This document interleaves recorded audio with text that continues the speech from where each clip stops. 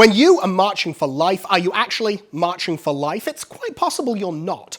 I'm Simon Rafe, and I'm taking the hard line.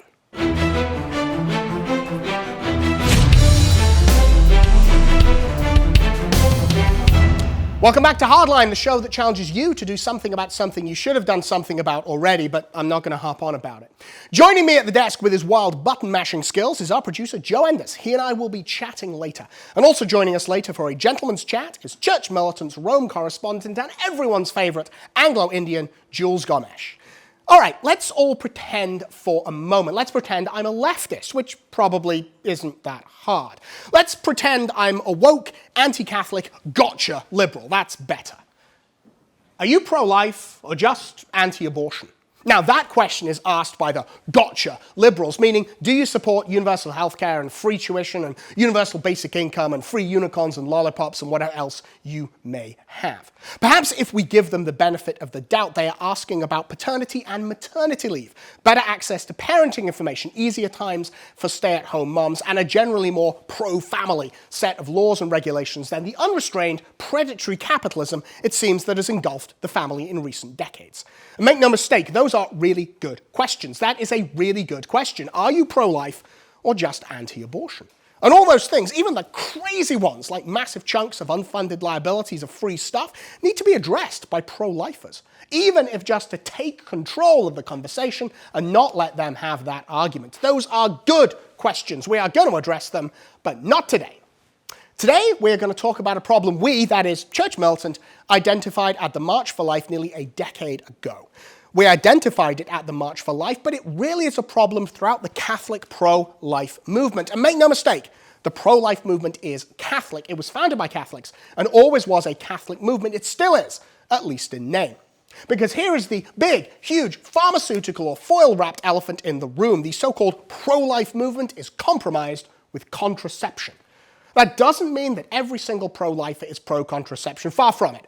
I'm willing to bet the majority of you watching now are not just not pro-contraception, but are actually anti-contraception.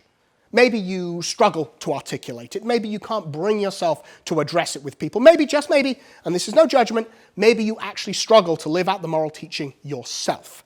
The point is, you're probably against contraception, as you should be. And if you're not, well, mention that in the comments.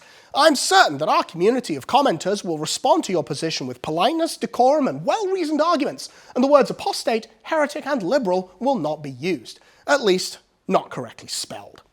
But in all seriousness, we've covered contraception and its evils multiple times on Church Militant. We have many articles, videos, documentaries, even guides on how to evangelize the issue. Maybe you should review them and use them at your local pro-life pregnancy center. Because odds are there is someone there who is okay with contraception. Perhaps not just someone, but something. Perhaps the constitution or the policies of the center. Perhaps they aren't explicitly okay with contraception, but it's the elephant in the room. They just don't talk about it. Maybe they turn a blind eye to workers handing out condoms or recommending the pill. Maybe it's policy because, well, it's better they just don't get pregnant, right? No, it's not. Again, you know this, but let's reiterate. First off, most abortions happen because of failed contraception. Contraception builds a false sense of security, which leads to people having sex when they don't want kids. And so when the contraception fails, which is more often than you would hope, when contraception fails the parents, because that's what they are now, the parents are left with a baby they didn't want, and so it's time for the knives and the vacuum cleaner and the sacrifice to Molech. If you want to avoid abortion, contraception is not just ineffective, it's actually counterproductive. But of course, the main reason is that contraception is a grave moral evil. Never mind the fact it leads to abortions and sex abuse and prostitution and the breakdown of the family and infidelity and treating women like pieces of meat. All of these things are very true, and they are talked about Paul VI in his encyclical Humanae Vitae, but they aren't the point. Contraception is a grave moral evil because it misuses the sexual function. It violates the natural law. It makes humans do what humans shouldn't do, and that is unnatural, and that is wrong. That is why we preach against contraception. Are you pro-life or anti-abortion? I'm not really asking you, but I am asking you because I know you're not. But what about the people you are supporting or working with or giving praise to or endorsing or just thinking, golly gee willikers, but those pro-lifers sure do a good thing? We went to the March for Life. We, Church Militant. We went years ago, and it was the last time we went, because when we asked the question about contraception, are you okay with it? When we asked the question, the responses were damning. Yes, they were fine with it. Yes, they were Catholic. Yes, they were anti-abortion. The pattern is repeated in pro-life groups, national and local, against abortion, fine with contraception, maybe even endorsing contraception as the solution to abortion. Not everyone, of course, but enough to show the writing on the wall. The pro-life movement is compromised by acceptance of a grave moral evil. And I hear what you are thinking, not literally, of course, it's a metaphor. I'm not actually psychic. Or am I? I know what you are saying. Pro-lifers can't advance contraception because it causes abortions, and that is just dumb. This is a practical thing. Yes, it is, and no, it's not. It's not just a practical thing. Here is the hard line. Pro-life work doesn't save lives, not permanently. Every time you save a life, it's just temporary. It saves babies from being aborted, yes, but what it really does is save mothers from being murderers. It saves doctors from being Dr. Mengele. It saves politicians from being Herod, and it saves the population from being the townsfolk of Auschwitz. The value of pro-life work is that it leads people away from vice and into virtue. The fact babies aren't carved up like a badly dressed chicken is almost incidental. It's the effect of the good that is done, not the good itself, and certainly not its cause. And now you see why endorsement or acceptance of contraception is such a problem, because even if it stopped abortions in their tracks, all you have done is swapped one grave evil for another. Now, mothers aren't murderers, but they aren't lovers anymore. Doctors aren't slaughtermen, but they are perhaps something worse. Politicians aren't Herod when he ordered the massacre of the innocents, but they are Herod when he lusted after Salome. And the population? The population is still turning a blind eye to a wholesale disregarding of God. You should be involved in pro-life work at whatever level and way you can be, politically, socially, economically, but it has to be authentic pro-life work. No, it has to be authentic Catholic work. Narrowing the gospel message down to a single thing, pro-life, especially when that pro-life is really just anti-abortion, never narrow the gospel message. It does a disservice to you, to God, to the church, and perhaps most importantly, a disservice to those you are ministering to.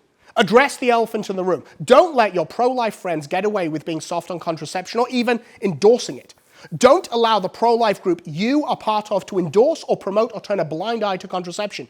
Change their minds. Change the Constitution or the policy. Outlaw it from the vans and the kits and the consulting rooms. Make it part of the education of women using the service receive. Do all that, and if you can't, knock the dust from your feet and move on.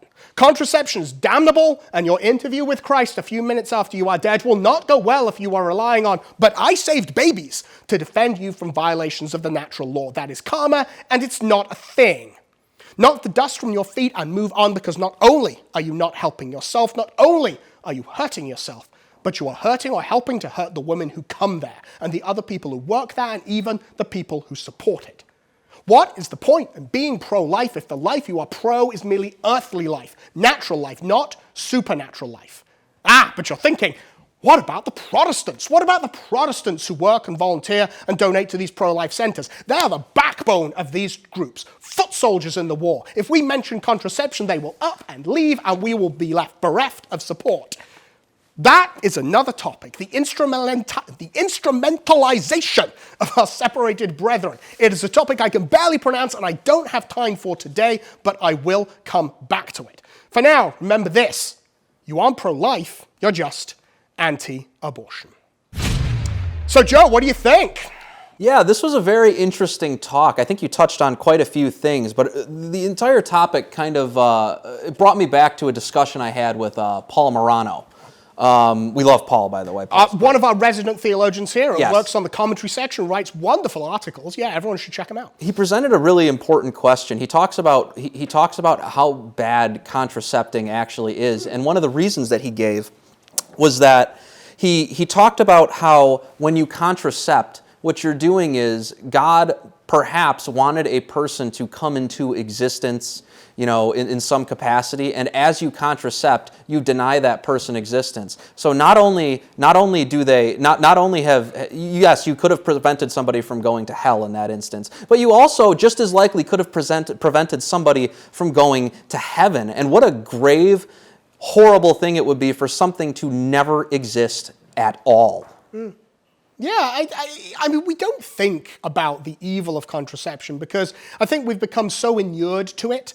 I actually have seen a number of times that Catholics have actually said, the prohibition against abortion and against homosexuality and against, divorce and remarriage and murder and theft and lying and stuff. Well, those are Christian prohibitions. Those are, for everyone. Those are universal, and all men must subscribe to those. But contraception, oh, well, that's just a Catholic thing. So Protestants don't incur any sin by contracepting. I'm like, no. Right is right and wrong is wrong, yeah, I mean, guys. so Sorry. It doesn't matter who says it. It doesn't matter who's saying it. But it's almost as if it's the question of like, I can't use contraception because I'm Catholic, in much the same way as it's like, well, I can't, eat meat on a Friday because I'm Catholic, or, I can't wear a hat in church because I'm Catholic. And it's like, okay, no, you can't use contraception because it's a violation of the natural law.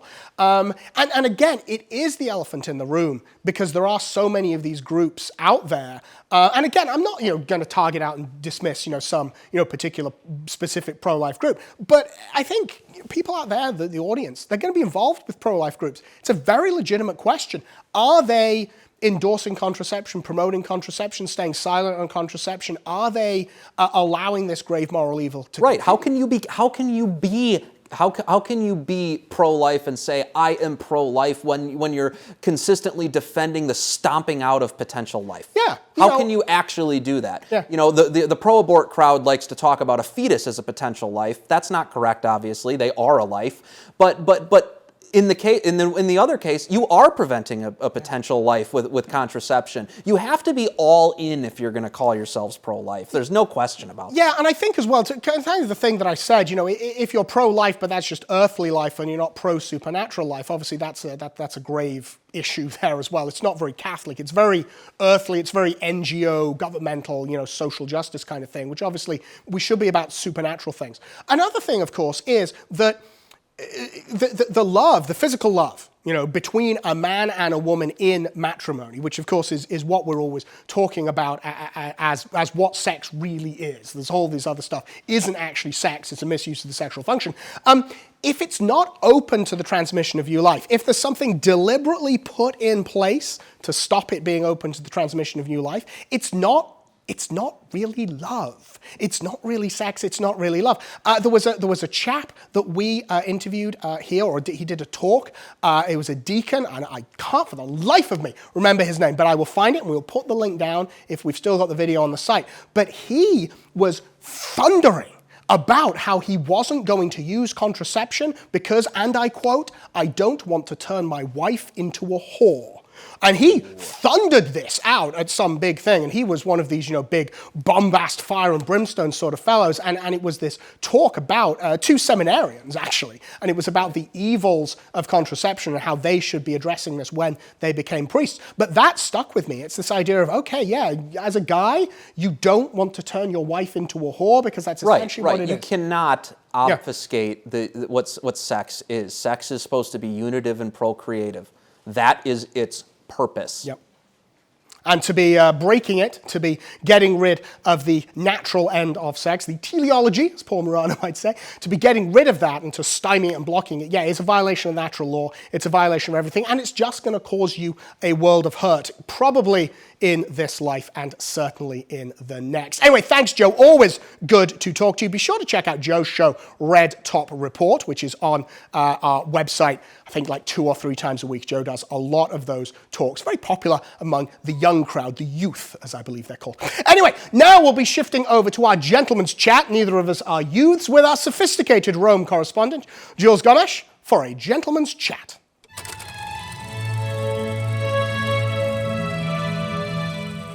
So, Jules, I was going to ask you what's happening in Vatican City and Rome, but I think the question on everyone's mind is, who is the cat? What a fine cat you have.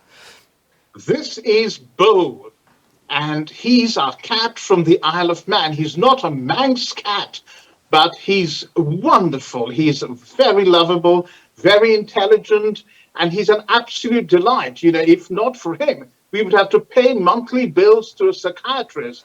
So Bo said hello to everybody. You now have an international audience. Oh my gosh, that's absolutely wonderful. Well, as I think as people know, absolutely, I love all animals, particularly cats. I have a pet cat called Guadalupe, who we've had for a number of years. But absolutely wonderful there, Jules, to see that you have the pet who is keeping you sane in the madness of Rome. Anyway, talk to me about the madness of Rome. There was a book that came out from Cardinal Muller, and apparently there's now a book that Benedict authored and is now issued after he died. Is Rome just like this great literary book club this week? What's going on? Well, Simon, that's a very good question, because Pope Francis has suddenly subverted this book club. Because you see, these 4 books were getting so much attention, and particularly Pope Benedict's latest bombshell, where he talks about the proliferation of lavender clubs in seminaries. And and the best way is for Pope Francis to get out his weapon of mass distraction. And what better weapon of mass distraction can he have than to have a left-wing journalist coming into Casa Santa Marta and spending a couple of hours with him, listening to him witter on, waffle on about everything, without actually being specific about the things that we want to hear. Yeah, well, hey, Jules, I was going to say, don't be shy. Say what you really think. But it's interesting. One of the stories that's been getting a lot of traction here in the United States has been the Pope saying that homosexuality should not be a crime. And a number of people have also pointed out that Pope Francis is saying homosexuality is a sin, as opposed to saying homosexual acts are a sin. So it's kind of like some people seem to be thinking the Pope's, not entirely up on his theology, which I don't necessarily question. But other people, might be saying, as you seem to be, that this is just a distraction to get people talking about this rather than the revelations in these books. Absolutely, because it's not just the revelation in the books, but we'll come to that in 10 seconds. The Rupnik scandal, Father Marko Ivan Rupnik's sexual, spiritual, and emotional abuse of 20 nuns in Slovenia and Italy, and the cover-up by the Jesuits, by the bishops, by the Vatican itself, is the biggest scandal of the Francis pontificate. And he's doing everything to keep it under wraps. And, every weapon of damage control is being pulled out. Now, just briefly, talking about homosexuality being a crime, people are saying, well, the Vatican is no longer the Pope doesn't control the papal state, so it's irrelevant what he's talking about in terms of legislating on homosexuality. Moreover, is he sending out a fierce message to the African bishops? He's going to Africa in a week, and the bishops there, probably the last group of bishops standing on orthodoxy as far as homosexuality is concerned. And I wrote a story some months ago about one of the African countries where the bishops, Zambia, I think, came out very strongly supporting the country on its criminalization of homosexuality. So the Pope is sending out a clear message that he does not like this, and he wants African bishops to fall in line. But then, of course, as a biblical scholar, I thought to myself, goodness me, he's overturning the Torah, which clearly was spiritual, civil, criminal law, the revelation of God, the words of Moses under the inspiration of the Holy Spirit, where homosexuality is not just a sin, but a criminal act that merits the death penalty. And, all that, of course, is, as you rightly said, a big distraction from the Rupnik scandal. Yeah, from that, and obviously, as you and I discussed the Cardinal Mueller book that came out. There's a lot of bombshells and revelations in there. I mean, I think there's more bombshells being dropped in the Vatican than there is in the Ukraine right now. It sounds like it. All these constant revelations and so forth. I mean, maybe the Biden administration should be sending some sort of defense to the Vatican to try to help Pope Francis cover up this, because of course Biden and Pope Francis both appear to be much of the same mindset on a lot of these leftist issues. But it really does sound like Francis is embattled. Do you think that we will see a possible resignation of Francis, or do you think that he's just going to tough it out and weather it out and carry on? One of the first things I was told when I came to Rome is Francis will never resign. He loves power too much. Now, the Rupnik scandal is so important because this could have brought him down. And this, in the secular world, this would have brought down a leader in 2 days, because Francis is directly implicated here. There's very good reason to believe, Simon, that he ordered the lifting of Rupnik's excommunication. Remember, Rupnik is a world-famous mosaic artist, close friend to Pope Francis, and my source, a very highly placed source, said Rupnik actually made a phone call to Pope Francis when he was excommunicated for absolving a woman in confession he had sexual relations with. That's yes, because of course that is, that's completely forbidden. The excommunication was lifted. Now the big question is, did Pope Francis do this? And in this extended interview, Francis waffles on for 9,000 words in Spanish. He's repeatedly asked by the journalist about Rupnik. He repeatedly attempts to circumvent her questions, and she never specifically asks him if he lifted the excommunication. He never specifically responds, but he vaguely says, I had nothing to do with this.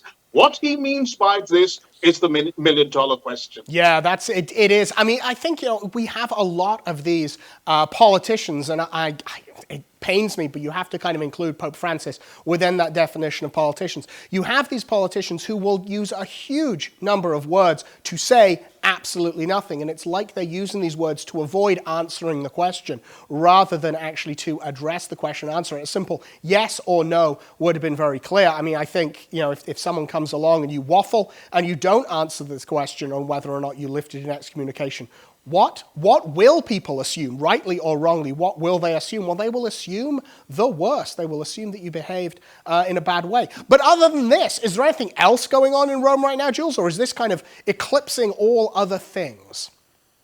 Well, this is indeed eclipsing everything else, because a small minority of media who are committed to justice for these abused nuns have decided that on no account are they going to let him get away with it.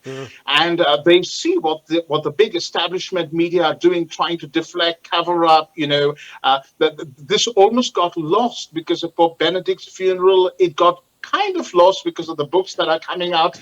And then, the interview published yesterday seemed to have been a big distraction, but very soon journalists are coming back to it. Because remember, one thing that is bringing us back to Rupnik is the 4 testimonies given by 4 of the 20 of the abused religious sisters. So we have Anna, Esther, we have Roberta and Clara, who have given horrific accounts of how he violently masturbated them. Sorry to be so graphic. He forced them to watch pornographic movies and even forced them to engage in a threesome. I mean, this is pretty disgusting, Simon, and most people who are, non-Christians wouldn't engage in such behavior. Yeah, no, it sounds absolutely terrible, Jules. And again, you're out there in the midst of Rome. I mean, I think people have this idea that Rome, it's the eternal city, it's lovely, it's nice. But there's this horrible, horrible stuff going on. And I know that we started with your emotional support cats, for want of a better word there. But I think it is absolutely wonderful that you and your family are there in Rome with such delights as your cat and these kind of things to kind of protect you from all of these horrors. And I know that I appreciate you very much being there and covering all of these news stories. And I know that all of our viewers do as well, because without journalists like you, I think you sell yourself short by saying all of these people out there doing this. Well, you're one of them, Jules. You're keeping the Vatican honest, or as honest as it possibly can be. And we all appreciate you so very much. Thank you so much, Jules, for joining us. We will see you next week. Thank you, Simon. God bless you. Thank you for your kind words. Always wonderful to hear from Jules, and like I said, we will be hearing from him next week. And be sure to check out all of his stories and other reports coming pretty much every single day from Rome. Now remember, it's your job to be pro-life, not just anti-abortion. I'm Simon Rafe, and I've taken the hard line.